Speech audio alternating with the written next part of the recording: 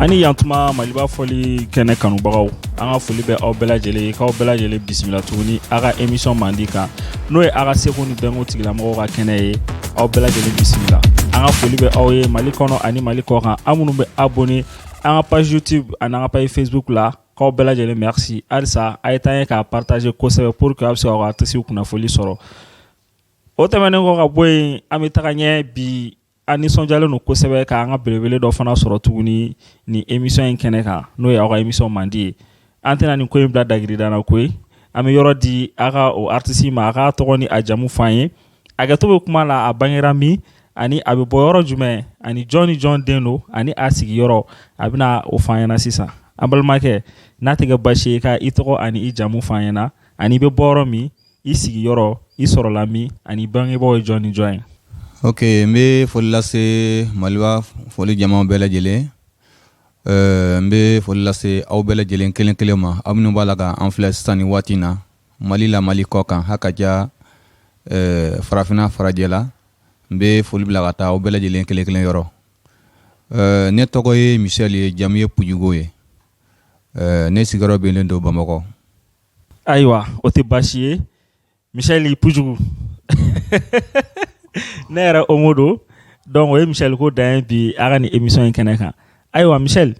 i bɛ se k'a fɔ an ye i bangera yɔrɔ min na ani i mansaw ye jɔn ni jɔn ye a ka ca i lamɛnbaaw fana bɛ fɛ ka olu fana dɔn. Ok Michel i ni ce i ka ɲininkali la n'i ko n bangera min n bɛ se k'a fɔ ko n bangera Koro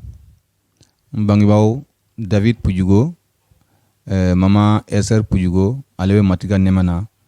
Ko an bɛ dɔgɔnɔw bɛɛ lajɛlen fo Koro Bakaz fɛn fɛn bɛ o région na ko dɔgɔnɔw bɛɛ lajɛlen ka foli bɛ Maliba fɔli kɛnɛ kan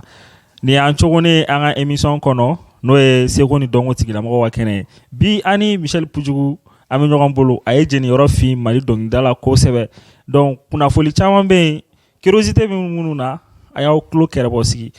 ka d'a kan a bɛna fɛn caman de faamu Michel ka ko la dɔnkilida nasira fɛ ani fɛn caman wɛrɛw an bɛ taa ɲɛ ayiwa Omo an ka ɲininkali filanan filɛ nin ye an b'i ye i bɛ dɔnkili da i donna dɔnkilida na wagati jumɛn ka na se bi ma. N'i ye ne ɲininka n ka dɔnkilida la n tɛ se k'a fɔ ko n ye dɔnkilida daminɛ nin waati kɔnɔna na nka n masaw ka kuma fɔcogo la ne bɛ dɔnkili da kabini n ka dɔgɔ à l'âge de 4 ou bien 5 ans comme ça hali k'a sɔrɔ daw ma jɛya new ma jɛya kosɛbɛ tɛ n bɛ dɔnkilida kɛ et puis n'i ye n dege kan o kan na k'a ko dɔnkili da a mana kɛ kan o kan ye n b'a da. O diyara an ye kosɛbɛ donc o kɔrɔ an balimakɛ Michel Pujugu a ye dɔnkilida daminɛ depuis a cini n'a bɛ a dɔnkilida kan lamɛn a dɔnkilida kan ka di kosɛbɛ aw kana jɔrɔ Michel tɛ bɔ yan n'a ma dɔnkili da nka comme dɔgɔnɔw baarada dɔnkili caman da a bɛ kelen de da an bɛ taga ɲɛ an balimakɛ Michel ni i donna dɔnkilida la i bɛ genre caman kɛ an bɛ se k'a dɔn Michel yɛrɛ ka genre ye genre jumɛn ye précisément. Omo merci beaucoup i ka ɲininkali la n'i ko ne ka genre donc n bɛ dɔnkili da genre caman na n'i ko n k'a da n bɛ se k'a fɔ ko n bɛ se k'a da bɛɛ la voilà n bɛ se ka kuma fɔ ka surunya o yɔrɔnin na. donc an balimakɛ Omo a bɛ dɔnkili da genre caman na a yɛrɛ y'o faamuya an lamɛnbagaw an tɛ ɲinɛ k'a fɔ aw ɲɛna ni i bɛ fɛ i ka publicité ka tɛmɛ Maliba fɔli kɛnɛ kan i mago mana jɔ an na baara n'a nasira fɛ fɛn o fɛn ko la i bɛ se k'an ka nɛgɛjuru sira kɔngɔ o min bɛ ka tɛmɛ duguma nin wagati la artistes ka promotion i bɛ fɛ i ka son ka feere i bɛ fɛ i ka son ka publier an ka page kan ni y'an ka nɛgɛjuru sira kɔngɔ dɔrɔn an bɛ kunnafoni jɛlen fana d'i ma ka da aw tulo kan ko ani an balimakɛ Michel Pujugu de bɛ ɲɔgɔn fɛ halisa an ka kumaso kɔnɔna la an ma tila ɲɔgɔn na an bɛna ɲininkaliw yɛrɛ daminɛ sisan kosɛbɛ an bɛ taa ɲɛ Omo i ye dɔnkili caman bɔ an bɛ se k'a dɔn single joli b'i bolo singlew fana kɔfɛ albumw fana bɛ na i bɛ se k'i da olu la k'olu fɔ an ye dɔɔni. N bɛ fɔlɔ k'a daminɛ ni n ka album ye parce que n ye album bɔ fɔlɔ ka sɔrɔ ka single tugu a la ne ka album fɔlɔ bɔra 2006 ne ni Job Sogoba de donna studio la lon kelen studio Jericho la o y'a sɔrɔ Filiu ka studio tɔgɔ ye Jericho ye donc ne ni Job donna studio la lonkele donc Job ta bɔra ne ta yen ka sabu kɛ gɛlɛya dɔ ye ka don ne ta projet la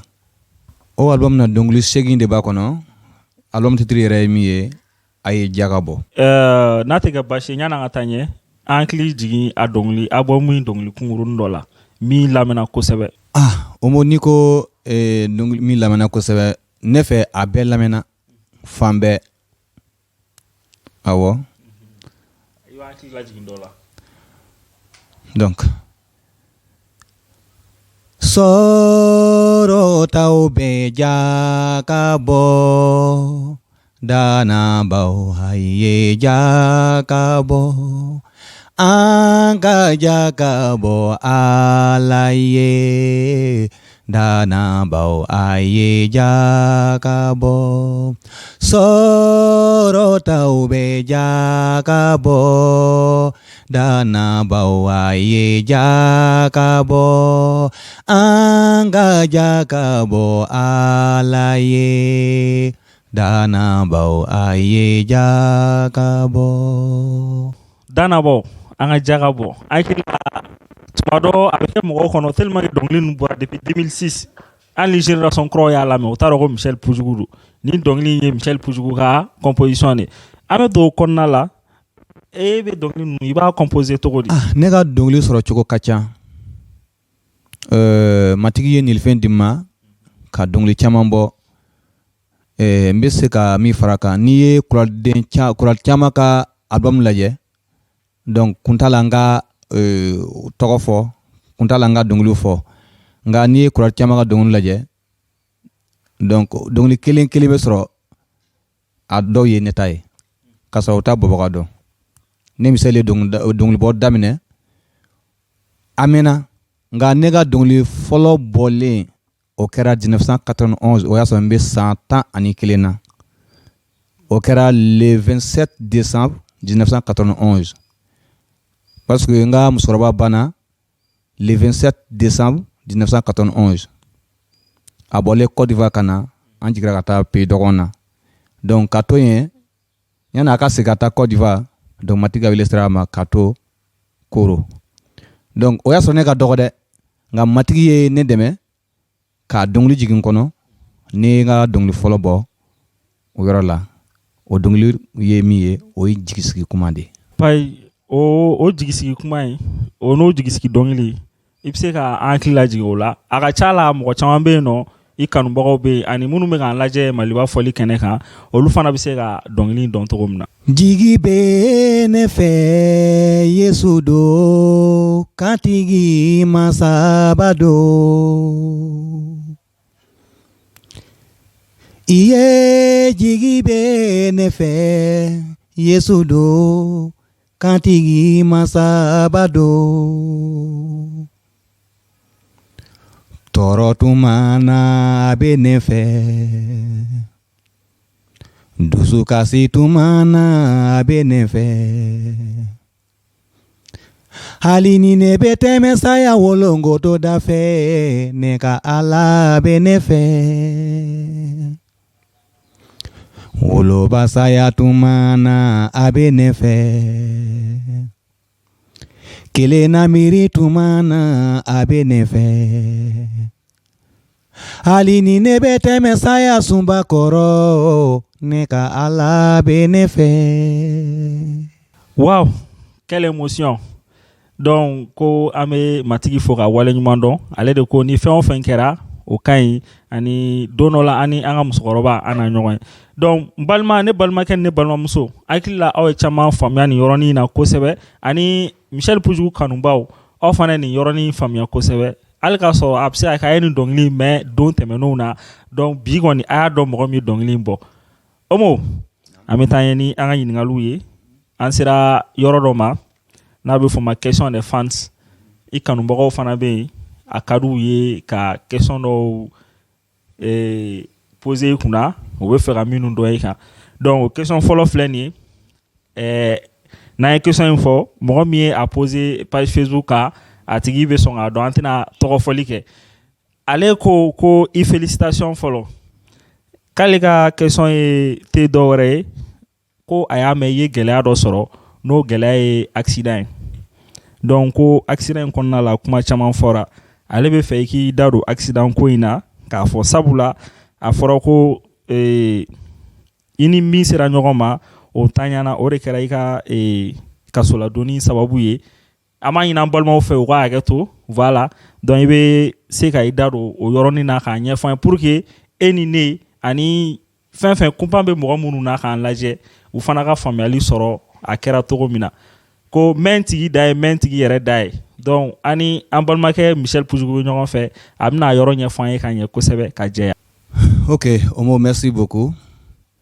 I ka ni ɲininkali la ani min ye ɲininkali kɛ n bɛ foli lase a ma k'a ni ce a ka ɲininkali la. Donc ni ne ko n bɛna nin kuma ta a bɛ ne Michel miiri janya kosɛbɛ. Awɔ a bɛ ne Michel miiri janya nka n'an m'a ye min kɔ ni ɲininkali kɛra jabili bɛ di.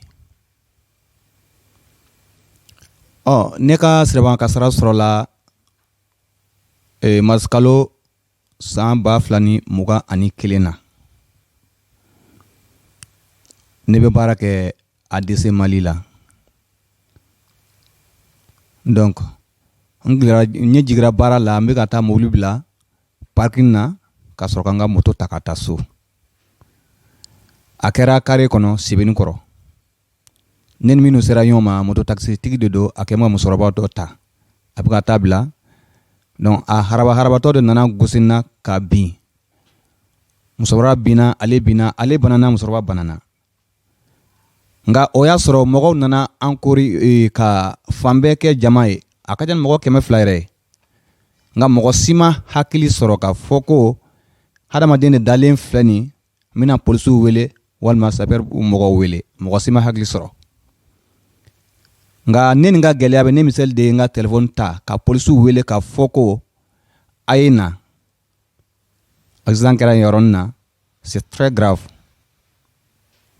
Wele kɛra sen fɔlɔ u ma na filanan u ma na sabanan u y'a ta ne yɛrɛ cira u bolo n ko a kɛra cogo di n ko mɔgɔ de dalen bɛ yen a tigi degulen don n k'aw tɛ na mun na u nana u nalen polisikɛ ko jɔn de ye weleli kɛ n ko ne de ye weleli kɛ jɔn de ye chauffeur ye n ko ne de ye chauffeur ye jɔn ta ye mobili ye n ko ne de ta de ye mobili ye e sera ka weleli kɛ cogo di ka ninnu dalen to n ko non mɔgɔ de dalen don olu ye hadamaden ye comme ne n'i b'u la a bɛ na cogo min na olu tɔɔrɔlen don mɔgɔ minnu bɛ yan ni olu ma hakili sɔrɔ ka weleli kɛ wajibi de don ne ka olu wele ka fɔ ko mɔgɔ de dalen bɛ yen a ye na olu ta ka taa n'a ye dɔgɔtɔrɔso la. Donc olu nana polisikɛ ko munna e ma boli n ko ne boli ka taa min ne ka ala tɛ sɔn ka boli ne ka taa n yɛrɛ dogo sabula ne ka ala ye min ye o ye ala ɲɛnama de ye ni ne bolila ka taga ka fɔ ko ne ni mɔgɔ sera ɲɔgɔn ma ne bɛ se ka boli ka taa mɔgɔ tɛ ne ye n ka kuntala n ka boli parce que mɔgɔ minnu dalen bɛ yen o ye hadamaden de ye a ka di n ye olu ka taa dɔgɔtɔrɔso la. Donc polisiw nana u ye kow bɛɛ kɛ u ye mobili fan bɛɛ lajɛ non foyi ma ye mobili la ko yɔrɔ jumɛn de gosira n ko ayiwa mobili jɔlen filɛ nin donc u ye ko bɛɛ kɛ donc an bɛ kuma dɔw to dogo la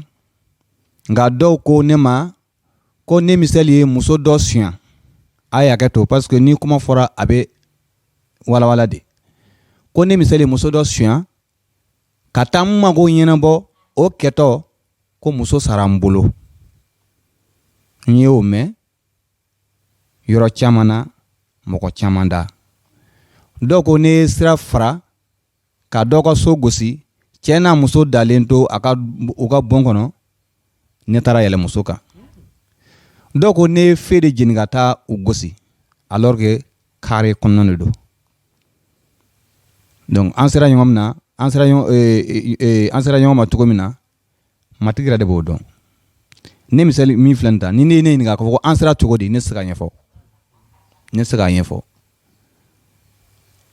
u taara n'a ye an ka service mɔgɔw nana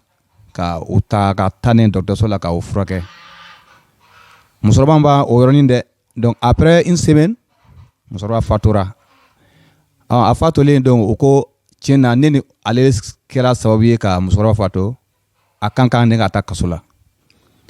n ko wajibi de don ni ne ka kan ka taa kaso la n bɛ taga o ye matigi sago de ni ne ka taga ɲɛ ne bɛ taa ne ye su 3 kɛ 9e na donc a su 4nan ne taara n yɛrɛ sɔrɔ MCA la donc n ye kalo 2 tile 7 tile 8nan ne bɔra ka na n ka so kuma ka jan nka ni nan nana an b'a bɛɛ fɔ nka min ye kabakoma ye matigi ye a ka baara min kɛ ne ye an tatɔ MCA la mɔgɔ 8 ne de mɔgɔ 9nan ye u taara ni an ye o cogo la ten mɔgɔ 4 bɛ droite fɛ mɔgɔ 4 bɛ gauche fɛ mɔgɔ 9nan o ye ne ye o ye ne bila milieu la mais dɔ bɛ gauche la a bɛ droite la k'a bɛɛ fɛngɛ ta donc pour que mɔgɔ si kana boli an selen MCA la donc u ye minɛ bɔ daminɛ kelen nya côté 4 u y'a bɔ a tɔ ye ne ta ye nya côté 4 u y'a bɔ a tɔ ye ne ta ye nya bɛ ta donc polisikɛ nana ko k'a bɛna clé dɔ ka minɛ dayɛlɛ minɛ ko yɔrɔ jumɛn ko k'a tɛna bɔ u ye ko bɛɛ kɛ ka dɛsɛ k'a tɛna bɔ ne taara min sɔrɔ yen o ye musokɔrɔba dɔ de ye a ko n denkɛ n ko nam ko e tɔgɔ n ko n tɔgɔ Michel ko jamu n ko Pujugo ko e ye dɔgɔn de n ko ne ye dɔgɔn de o tuma e ye mun kɛ yanni i ka bɔ so kana se yan n ko cogo di tan tile kelen min ye ninnu ta dayɛlɛ o tile kelen a dɛsɛ bɛ ka i ta in dayɛlɛ o cogo di n ko ne nɔ tɛ o kɔrɔ aw ka tile de man ɲi walima gɛlɛya min bɛ tile la ne t'o dɔn a ko ne ma ko ni o de don comme déjà e ye chrétien ye ne dalen b'a la e mana min fɔ i ka Ala b'a lamɛn a b'a jaabi i ka Ala deli a ka se ka minɛnw dayɛlɛ ne ko a ma ko n mama ko nam ne bɛ sɔn ni ne ka Ala nɔ de don n bɛ n ka Ala wele a b'a dayɛlɛ n'a ma dayɛlɛ o kɔrɔ aw ka tile de man ɲi nka min ka gɛlɛn ne ma ne bɛ min fɔ i bɛ segin a kan a ko n ko oui ni sɔnna o ma n b'a fɔ a ko ni o de don baasi tɛ yen n den k'a fɔ n bɛ segin a kan n ko matigi ni a y'a sɔrɔ e de kɛra sababu ye ka ni tile ninnu bloqué a débloqué ninnu ka taa u ka baara la ne ka taa n ta yɔrɔ la n ko a ka segin a kan a ko o dɔrɔn n ko awɔ a ko matigi ni a kɛra e de sababu ye ka nin kɛ tan donc a débloqué nin ka taa a ka kaso la ninnu ka taa u ka baara la n ko ayiwa ni ne ka Ala nɔ de don a bɛ dayɛlɛ a ye tile don o ye tile don ka fɛngɛ dɔrɔn tile nana ko paf ɲata binna o ye tile don yan paf ɲata binna musokɔrɔba ye papier bɔ ka yira ko n denkɛ ko nam e bɛ ni papier na n ko awɔ parce que papier kan ka fɔ ko i ye mɔgɔ fagala de e kan ka taa yɔrɔ min na e kelen de kan ka taa don yen dibi soso ani tɔɔrɔ de bɛ yen nka ne ye min ye ɲɛna yan nɔ parce que ni ne ye i bila ka taa yen nɔ ne yɛrɛ bɛna bɔnɛ min sɔrɔ ne tɛ se a kɔrɔ a ye cɛnin bila ka taa yan fɛ kabini o yɔrɔnin ne ye nɛɛma sɔrɔ ne taara yɔrɔ min na u ye n taara ne bila yɔrɔ min na plus de 900 personnes dɔɔni b'a jɛ 1000 personnes na u taara ne don yen ko bɛɛ la belebele ye min ye ne dɔtɔ da la i ko su kɔnɔna mɔgɔ si tɛ se ka kumakan mɛn mais bɛɛ nana u da u makun cew i ko mɔgɔ de salle kɔnɔ sɔrɔtigɛ min bɛ ka ne ladon a ye ne filɛ ka filɛ a k'o don ne donna o dugusajɛ u ye n wele ka bɔ cɛ taara ne ɲininka ko o tuma e ye mɔgɔ sugu jumɛn de n ko cogo di mɔgɔ ka don kaso kɔnɔ bɛɛ k'i makun ka a tigilamɔgɔ filɛ n ko ne nɔ tɛ o ne ka Ala nɔ de don ne tɛ dɔwɛrɛ ye Michel kɔ ne tɛ dɔwɛrɛ ye dɔgɔnɔ kɔ wa ne tɛ dɔwɛrɛ ye kasoladen kɔ ni olu y'i makun o kɔrɔ o ye ne ka Ala nɔ de ne nɔ t'o ye k'an to kaso kɔnɔ mɔgɔ caman ye kuma caman fɔ donc ci sera n ma nka matigi ka nɛɛma kɔnɔna na n ma gɛlɛya foyi sɔrɔ ne ka baarakɛyɔrɔ mɔgɔw nana jɔ u jɔyɔrɔ la hali k'a sɔrɔ gɛlɛya bɛ yen u y'u janto nin na fo ka taa n ka bɔ ayiwa n bɛ se ka dɔɔni min fɔ n'i ko n ka bɛɛ fɔ an bɛ segin ka sɔrɔ a ma ban wala n bɛ se ka min fɔ dɔɔni la o ye nin ye. An balimakɛ Michel Pujugu a diyara an ye kosɛbɛ ani hakili la an balimakɛ min ye question posé ale dɔrɔn tɛ mɔgɔ caman tun bɛ yen minnu tun bɛ fɛ ka nin version claire yɛrɛ dɔn hakili la nin version de ye nin y'a yɛrɛ yɛrɛ ye a bɔra an balimakɛ yɛrɛ da kɔnɔ ka a ka gɛlɛya ɲɛfɔ an ye Maliba fɔli équipe bɛɛ lajɛlen an bɛ dugawu kɛ ko halisa matigi yɛrɛ bolo senuma kan an bɛɛ kelen kelen tanga nin n'a a ɲɔgɔnna gɛlɛyaw ma ani danaba bɛɛ kelen kelen donc sisan an bɛ taa ɲɛ ni question filanan o man jan an balimakɛ dɔ ɲininkali kɛ ko yala Michel Pujugu k'i furulen don wa wala den b'i bolo wa o y'ale ka question ye. Ayiwa tiɲɛ na n bɛ foli lase ɲininkali kɛbaga ma ani ka foli lase aw yɛrɛ ma a bɛ ɲininkali kun bɔ mɔgɔ caman bɛ n filɛ k'a fɔ ko n ma furu walima dɔw ko furulen don donc kuma kelen tɛ ka fɔ je suis marié et puis den bɛ n bolo muso kelen donc n bɛ dan ye. Ɲininkali yɛrɛ jaabira ka ban muso b'a bolo et puis denw bɛ yen voilà an balimakɛ o fana ka ɲininkali jaabira voilà hakili la a ka ca ani mɔgɔ caman tun seginna kasoladon yɔrɔ ɲininkaliw kan ka caya hakili la bɛɛ ka ɲininkali fana jaabira an balimakɛ Michel an bɛ segin ka na an ka ɲininkaliw la n'o ye halisa i ka artisiya ye i k'i da don i ka albumu baara la k'a fɔ an ye ani ni albumu wɛrɛ fana bɛ sira la fana i ka o fana kunpan bɔ an na. Ok albumu ko ta fan fɛ tiɲɛ na matigi ye ne dɛmɛ ka nilifɛn di ne ma ka dɔnkili caman caman bɔ bi ne Michel bɛ ala fo ka ala waleɲuman dɔn ni kuma diyara n da ni ye dɔnkilidala denmisɛnninw bɛɛ ye a caman ye ne ka kalandenw ye n ye mɔgɔ caman kalan dɔnkilida la et puis ne ni mɔgɔ caman jɛra ka baara kɛ n y'a fɔ cogo min na n ka fɔlɔ bɔra 2006 donc album filanan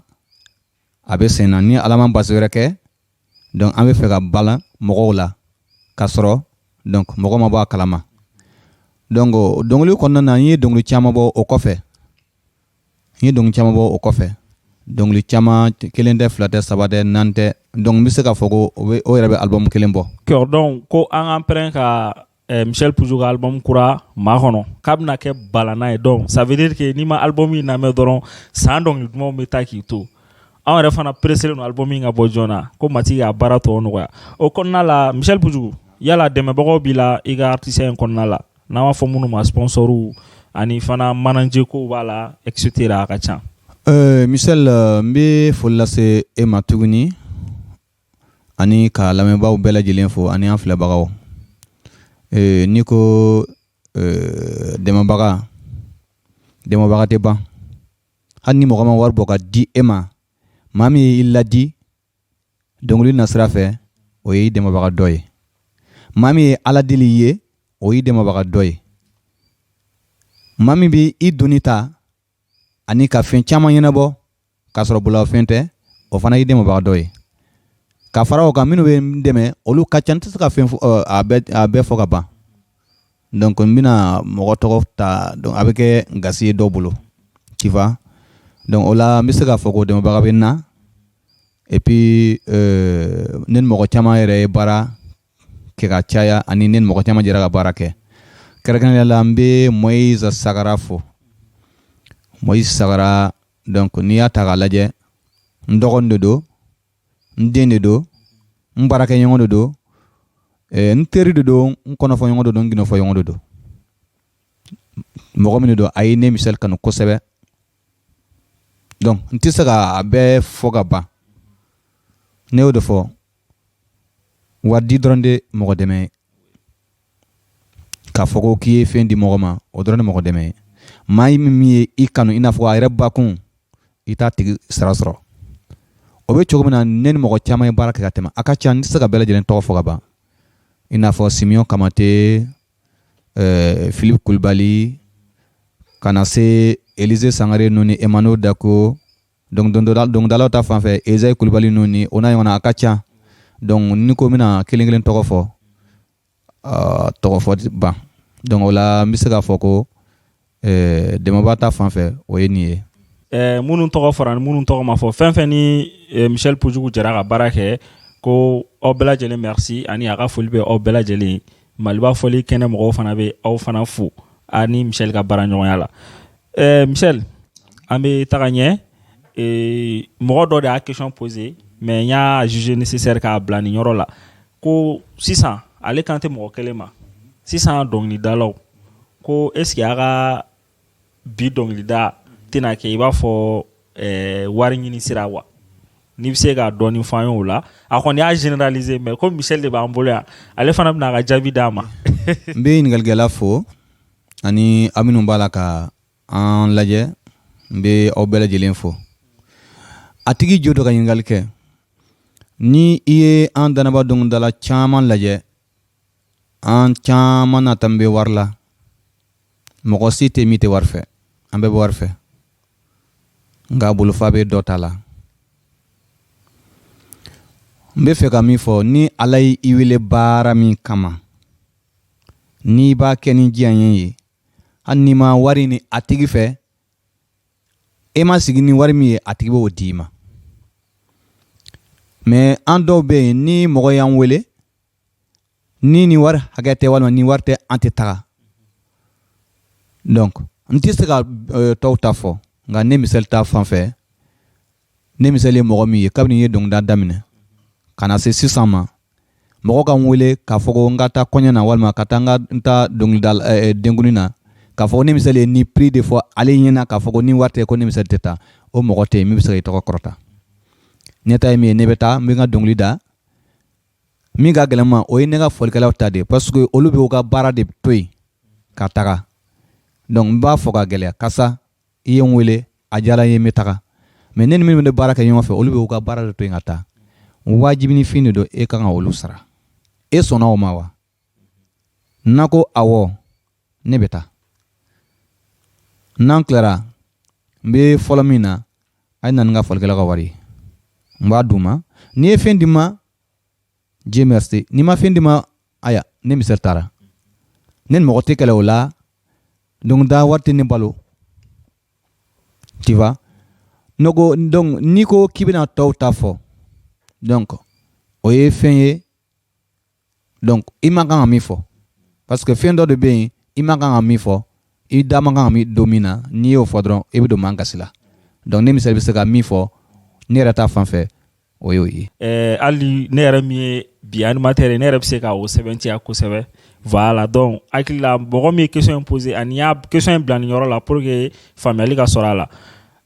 Maliba fɔli kɛnɛ kanubagaw an bɛ ka sɛnsɛn ka se an ka émission kuncɛyɔrɔ la an b'a dɔw tulo kan toujours ko aw minnu bɛ fɛ k'aw ka son promotion kɛ publicité de b'aw bolo a kɛra produit minnu ye aw fɛ ka minnu publier a y'an ka nɛgɛjuru sira wele an bɛ kunnafoli jɛlen di aw ma ani a kan ka tɛmɛ sira minnu fana fɛ ko halisa ni an balimakɛ Michel Pujugu an de bɛ ɲɔgɔn bolo an ka kumaso kɔnɔna la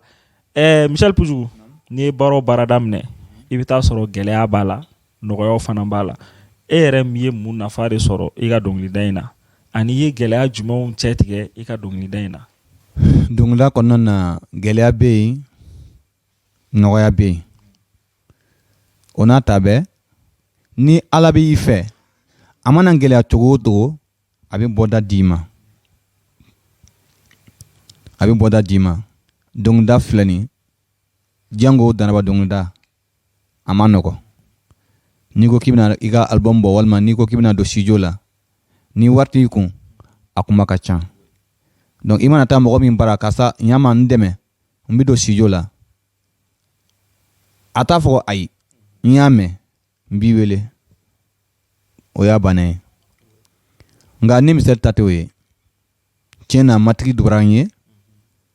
ne tɛ girin ka taa mɔgɔw bara k'a fɔ ko karisa ɲama n dɛmɛ non ne Michel ma dege o fɔ nka mɔgɔ dɔw bɛ bɔ u yɛrɛ ma k'a fɔ ko Michel a dun kɛra cogo di ne famana ka i ka dɔnkilida kan mɛn dɛ studio ko bɛ cogo di n ko e yɛrɛ ɲɛ b'a la ko ne Michel de baara la ne bɛ se ka don studio la cogo di n'i taara studio la wari de bɛ sara ni wari tɛ yen i b'a kɛ cogo di donc dɔ bɛ se k'a fɔ ko n'i y'o de don na studio la donc comme ça an bɛ se ka baara kɛ misali la n bɛ se ka fo kɔsa in na n ye sɛngɛw saba min bɔ bamanankan kelen filakan kelen dɔgɔnankan kelen ni ne ko n ye dɔrɔmɛ kelen bɔ n ye nkalon tigɛ n balimakɛ Jacques Goita dɔ ko a ma ko Oscar ale de ye ne wele k'a fɔ kɔrɔ a ka di n ye e ka na studio la an ka baarani dɔ kɛ donc ne taara n bɔra min kalama a ye nin baara kɛ k'a sɔrɔ n ma dɔrɔmɛ kelen bɔ donc o yɔrɔ na n b'a fo kosɛbɛ ani n dɔgɔkɛ Segi Dawo Abraham Kasoge o n'a ɲɔgɔnnaw donc n ko n bɛna kelen kelen tɔgɔ fɔ n y'a fɔ cogo min na a tɛ se ka fɔ ka ban ani Natan ninnu ni o n'a ɲɔgɔnna olu bɛɛ ye n dɛmɛ n ka baaraw la tu vois donc o bɛ se k'a fɔ ko gɛlɛya bɛ yen nɔgɔya bɛ yen. donc nin ye an balimakɛ Michel Pujugu ka gɛlɛya ni a ka nɔgɔyaw ye surtout n'i kɛra danaba artiste ye o sababu la an bɛ wele bila aw bɛɛ lajɛlen ma fɛn fɛn bɛ ka nin émission lajɛ aw bɛ se ka dɛmɛ fɛn fɛn lase a ka artistes ma a ye o dɛmɛ lase u ma walasa an fana ka ɲɔgɔn ɲɛnajɛ o fana bɛ tolon ja kosɛbɛ voilà an bɛ o laɲini kɛ an filɛlibagaw bɛɛ fɛ ani an lamɛnjama bɛɛ lajɛlen fɛ an bɛ taa ɲɛ halisa yani an ka kuma laban di ma i tɛ taa ten ka sɔrɔ i ma dɔnkili da o ye kelen filanan fana ye mun ye nin bɛɛ tɛmɛnen kɔfɛ Michel ye école kɛ ani yala i bɛ baara wɛrɛ fana kɛ ka fara dɔnkilida in kan an bɛ don min na i ko bi ok Michel i ni ce i ka ɲininkali la n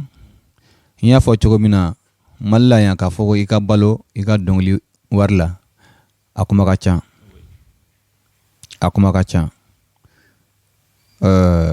n ye école kɛ et puis n bɛ baara la min ni dɔnkilida tɛ kelen ye. Jati o diyara n ye kosɛbɛ an balimakɛ Michel an sera émission kuncɛyɔrɔ la ladilikan jumɛn b'i bolo k'a di i dɔgɔninw ma hali i ka ladilikan fana bɛ se ka kɛ sababu ye i kɔrɔ dɔw fana donna dɔnkilida la olu fana bɛ se ka dɔ sɔrɔ i ka ladilikanw na donc ladilikan min b'i bolo k'a lase i dɔgɔninw ni kɔrɔw ma ni wagati la dɔnkilida kɔnɔna la n'i bɛ se ka dɔɔni fɔ o la. ladilikan min bɛ n bolo ka ɲɛsin baarakɛɲɔgɔnw ma n dɔgɔninw b'o la n kɔrɔ b'o la n fa b'o la den bɛ fa ladi fa bɛ den ladi kɔrɔ bɛ dɔgɔ ladi dɔgɔ fana bɛ kɔrɔ ladi n ye dɔ dɔgɔnin ye n ye dɔ kɔrɔ ye n ye dɔ den ye fana o t'a bali ne misali ka n ta fɔ n bɛ fɛ ka min fɔ n baarakɛɲɔgɔn ta fan fɛ ni an bɛ Ala tanu an ka tanu ni an dusukun bɛɛ ye Ala ye i wele baara min kama i kana na o falen fɛn wɛrɛ la baara min de don baara nɔgɔman tɛ baara min de don baara lankolon tɛ nka an caman y'a kɛ tɔgɔ ɲini ye n bɛ min fɔ n baarakɛɲɔgɔnw ye bakuruba fɔ la ni an bɛ baara kɛ an ka kɛ ni yɛrɛmajigilan ye k'an yɛrɛmajigi Ala ɲɛ kɔrɔ k'an yɛrɛmajigi an mɔgɔɲɔgɔnw ɲɛ kɔrɔ ni o kɛra Ala yɛrɛ bɛ an dɛmɛ a filanan ye min ye an caman donna dɔnkilida la yala i y'i ka nilifɛn sɔrɔ wa a ka di i ye i donna wa walima n tɔɲɔgɔnw b'a la n donna ten wa walima kun jumɛn de i bila dɔnkilida la o ye ɲininkali ye ne Michel min filɛ nin tan n y'a fɔ cogo min n ye dɔnkilida daminɛ depuis n ka dɔgɔ mais ne donna kurali la ka ne siri 111 91 fo sisan n bɛ kuralidenya la nka dɔnkilida kɔnɔna na mɔgɔ o mɔgɔ ni e ye dɔnkilidala ye a kɔlɔsi ka fɔ ko Ala ye kan min di e ma o ye i yɛrɛ ta ye nka ka i yɛrɛ ka kan bila ka walikan ta e tɛ se ka dɔnkili ta ni gan min ye n'i y'a ta ko karisa b'a ta nin gan na walima karisa b'a ta tan n'i ye o ta ten e tɛ harmonie foyi sɔrɔ i ka dɔnkili la i lamɛnbagaw bɛna dɔgɔya et puis hali n'i bɛ samagabɔyɔrɔ la fana mɔgɔ caman bɛ découragé ka taa parce que i y'a ta gan min na o t'i ka gan ye tu vois o bɛ an dɔnkilidala caman na bi misali la n bɛ fɛ ka min fɔ ni i ye Mali dɔnkilidala lajɛ ni Bala tɛ fɔlɔ ye filanan de don o tɛ tiɲɛ mɔgɔ caman bɛ u y'u yɛrɛ ka kan bila ko bɛ fɛ ka bala ka kan ta e ma bala ta sɔrɔ i yɛrɛ ta bila i kɛra kɔnɔtɛ wara tɛ ye parce que e bɛ tila ka se ka na i ta ɲininka dɛsɛ i ta sɔrɔ e bɛ boli ka taa bala ta nɔ i ma bala ta sɔrɔ ɔ donc i bɛ dɔnkili da togo o togo non ça passe pas tu vois donc n bɛ fɛ ka min fɔ n'an b'a ta an k'a ta ni an yɛrɛ ka gamu ye n'an b'a ta an b'a ta ni nɔgɔya ye mɔgɔ bɛ se ka an lamɛn cogo min na dɔ bɛ yen o b'a sama dɔnkili sama bɛnnen tɛ bɛɛ ye o a bɛnnen tɛ bɛɛ ye dɛ hali ne min filɛ nin ta ni ne ko n ka dɔnkili dɔ da donc ne tɛ se ka yɔrɔ min fɔ ni ko ko n bɛna taa o yɔrɔnin na dun o kɔrɔ n ye dɔnkili tiɲɛ n y'a tiɲɛ mun na parce que o tɛ ne ka genre kɔnɔ e ta fɛn min de ka genre ye ko k'i bɛna o kɛ o kɔrɔ donc e bɛ fɔlikɛlaw sɛgɛn o ye kelen ye e y'i yɛrɛ sɛgɛn o ye fila ye e dɔnkili tiɲɛ ka ban donc o gɛlɛya bɛ an dɔnkilidala caman na hali n bɛ to k'a fɔ groupe la fana n bɛ to k'a fɔ mɔgɔ b'a fɔ ko karisa i ka kuma ka ca n ka kuma ka ca mais don n'a nataw la a bɛ tiɲɛ ye fɛn dɔ bɛ yen min tɛ an ta ye an ka na o ta o ye sonyali de ye o ye sonyali de ye i ta di gamu ye n'i y'o ta e ma se ka dɔnkili da o la donc i ye sonyali kɛ i ka sonyali ma se ka i nafa donc o kɛra fu ye voilà n bɛ se k'a fɔ ko an ka dɔnkili da ni yɛrɛmajigilan ye ani k'a fɔ ko ka taa an yɛrɛ ka gamu na o bɛ an lafiya o bɛ an lamɛnbagaw lafiya ani o bɛ nɔrɔ da ala tɔgɔ kan ni aw fana mago bɛ nin conseil la a y'u lamɛn kosɛbɛ pour que aw fana bɛ se ka dɔnkili da a ka mɔgɔ wɛrɛ nafa dɔnkilida yɛrɛ fana nafa ye o de ye a nafa ye fana e min bɛ k'a da a ka i lamɛnbaga fana ka o fana nafa yanni an ka yɔrɔ di an balimakɛ Michel Pujugu ma a ka dɔnkili laban da ka kan dumani fili fiɲɛ fɛ an ka kan bɛɛ da ɲɔgɔn ye don wɛrɛ an bɛna a ɲininka a ka adresse la ni mɔgɔ min bɛ fɛ ka Michel lasɔrɔ nɔgɔya la ka t'i ka dɔnkili da a kɛra denkundi ye a kɛra mariage ye bon tɔgɔ fɔbali a m'o to yen sinon hali weleli bɛ k'o la donc a k'a ka nɛgɛjuru sira fɔ nin wagati la ani a bɛ sigi yɔrɔ min na n'aw bɛ fɛ k'a lasɔrɔ fana a k'o fana fɔ an ɲɛna. n y'a fɔ cogo min na ni Michel bɛ sɔrɔ sira min fɛ o ye 79 07 75 73 n bɛ segin a kan 79 07 75 73 todukan na ko 79 fu ani 7 75 73 donc n'i ye o kɔnkɔn i ni Michel bɛ ɲɔgɔn sɔrɔ a mana kɛ lajɛ o lajɛ ye donc n'i ye ne wele e bɛ n sɔrɔ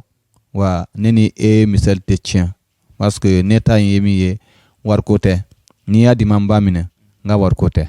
Hakili la an caman na Michel wele o kɔrɔ t'a yira ko hali essence sɔngɔ a fana ka to k'o d'a ma o ye ko ninnu ja kosɛbɛ a tɛ ɲinɛ ka sɛgɛn k'a fɔ ɲɛna ko halisa aw ni ce fɛn fɛn bɛ ka an kanu ani fɛn fɛn bɛ ka an jukɔrɔma donnoli dan tɛ lajɛli dɔrɔn ye mɔgɔ caman bɛ u bɛ a partager u bɛ émission in partager u ni ɲɔgɔn cɛ donc an ka foli b'aw bɛɛ lajɛlen chaîne YouTube ani page Facebook olu bɛɛ lajɛlen bɛ yen ani ni aw mago bɛ kunnafoni wɛrɛ la k'an lasɔrɔ nɛgɛjuru sira bɛ tɛmɛ dugu ma a ye weleli kɛ pour que a ka se an ka kunnafoniw sɔrɔ Michel Pujugu an bɛ yɔrɔ d'i ma i bɛ foli di an filɛbagaw ma ani fɛn fɛn y'an lamɛn i bɛ foli di u bɛɛ lajɛlen ma ani ka dɔnkili laban da i ka dɔnkili dɔ yɛrɛ bɛ yen barikada e de tɛ ala ye o ka d'an ye kosɛbɛ donc n'i bɛ se ka o d'an ye ani ka foli di an filɛbagaw bɛɛ ma. ok n bɛ foli lase aw bɛɛ lajɛlen kelen kelen ma n y'a fɔ cogo min na aw minnu bɛ yɔrɔ jan aw minnu bɛ yɔrɔ suru Mali la Mali kɔ kan farafinna farajɛla hakaja diɲɛ fan bɛɛ ne dan b'a la k'a fɔ ko aw caman ɲɛ bɛ an na k'an filɛ ani aw b'a la k'an lamɛn n bɛ foli lase aw bɛɛ lajɛlen kelen kelen ma ani aw minnu ye ne Michel kanubagaw ye tuma caman ne bɛ yɛrɛ ɲininka ko ne Michel ye jɔn ye mɔgɔ yɛrɛ ka ne kanu ne Michel ye jɔn ye mɔgɔ ka kɛ ne fɛ nka bamananw ko de ko n'i ma jugu sɔrɔ i yɛrɛ la o kɔrɔ i ye fatɔ ye hali ni jugu b'i la togo o togo ni kanubaga bɛ yen o ye Ala ka baara ye o bɛ wasa kɛ minnu bɛ ne kanu n bɛ foli lase u bɛɛ lajɛlen kelen kelen ma ani minnu ye ne jugu ye fana k'a fɔ ko jugu bɛ n na o tɛ parce que jugu tɛ b'a ma la n bɛ foli lase u bɛɛ lajɛlen kelen kelen ma bamananw ko de ko n'i ko i jugu ma ko ala ka faga i ma mɔnɛ bɔ i b'a fɔ ala ka sijan di e ma i ka mɛn ka ne ye voilà donc o ye kumakan ye ne misali ye dɔgɔnɔ ye n ka bamanankan ma kelen nka n bɛ se ka dɔɔni min fɔ n b'o fɔ o la an bɛ foli lase aw bɛɛ lajɛlen kelen kelen ma ani aw minnu ye nin baara kɛbagaw ye tiɲɛ na n bɛ jɔ danaba artiste bɛɛ lajɛlen tɔgɔ la Mali yan donc n bɛ jɔ olu bɛɛ lajɛlen tɔgɔ la ka foli lase aw ma aw ka baara ɲuman kosɔn a ye taa ɲɛ k'a ka baara kɛ hali ni mɔgɔ ma dɔn a ye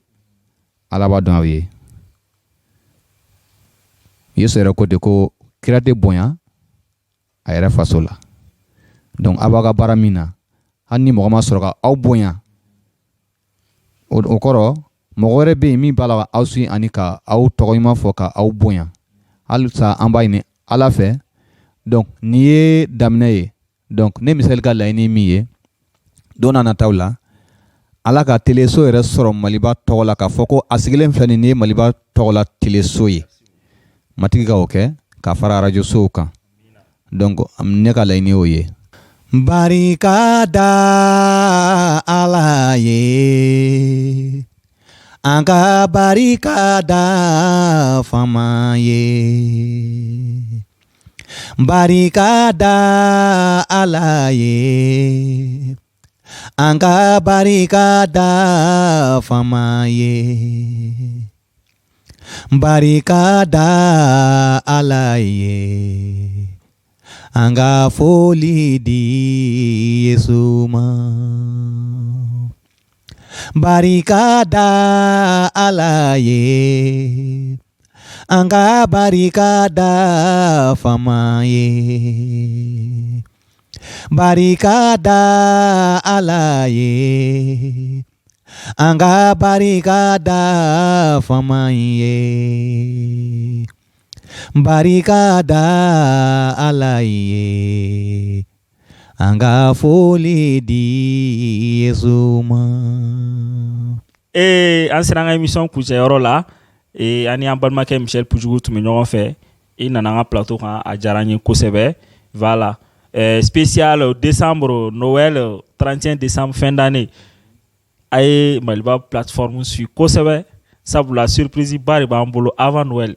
k'o k'aw ye donc a ye tan a ka partager an minnu bɛna ni émission lajɛ a ka partager kosɛbɛ pour que o émission spéciale surprise kana fɔ o kɔ spécial Noël ani spécial fin d'année an ka tonton Emmanuel Kulibali depuis Israël an ka foli bɛ a ye kosɛbɛ ale fana bɛ an soutenir an dɛmɛbaga don a b'an lajɛ kuma bɛɛ ani a bɛ an lajija kosɛbɛ tonton Emmanuel et merci beaucoup a diyara n ye Maliba équipe bɛɛ lajɛlen ka foli b'i ye an bɛ Mali la fo Israël an b'i fo kosɛbɛ ani k'a da an lamɛnbaa bɛɛ lajɛlen tulo kan ko nin bɛ dan sigi an ka bi émission na aw k'an bɛn a ɲɔgɔnna wɛrɛ ma.